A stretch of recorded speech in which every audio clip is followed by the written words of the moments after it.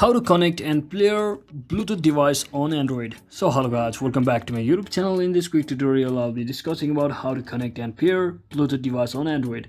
So first thing, just head over to your Android device and come over to this Bluetooth option right on your main page and just long press on it to enter this interface. Just tap on this details button over here. So here you should see all your pair devices.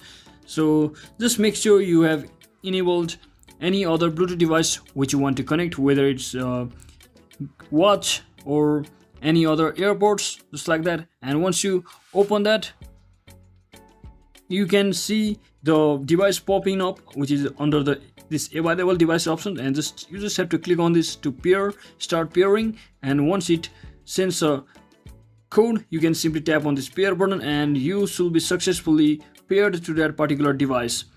For now, this device is not under my current reach.